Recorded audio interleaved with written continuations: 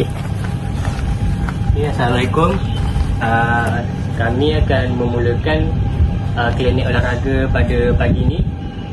Untuk first activity, kita just akan buat teknik untuk starting point dan set. Second, kita akan buat arm swing, static, dan last sekali kita akan buat 50 meter sprint untuk kita punya program hari ni. Boleh? Boleh. Bagus ni.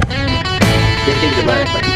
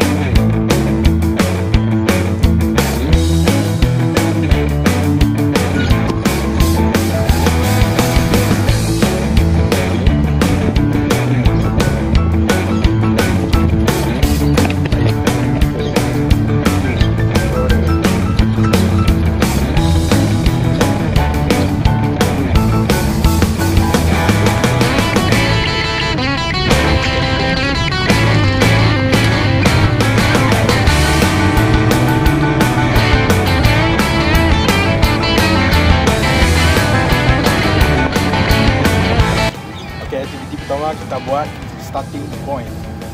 Okey. Yang aku buat demo. Kita buat ini. Kaki dominan depan. Masuk. Tangan belakang garisan. Okey. Dengan arahan saya. Masa saya cakap set masuk anda punggung. Okey. Kita buat ni 3 kali selesai. Okey.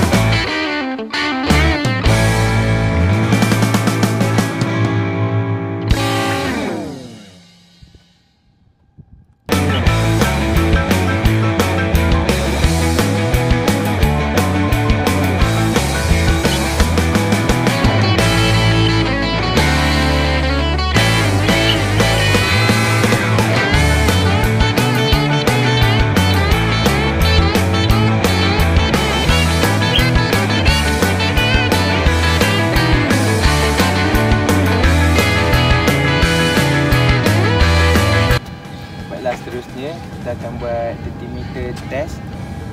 Korang akan apply balik apa yang coach sebelum ni ajar, swing, teknik semasa starting. Saya akan bagi arahan.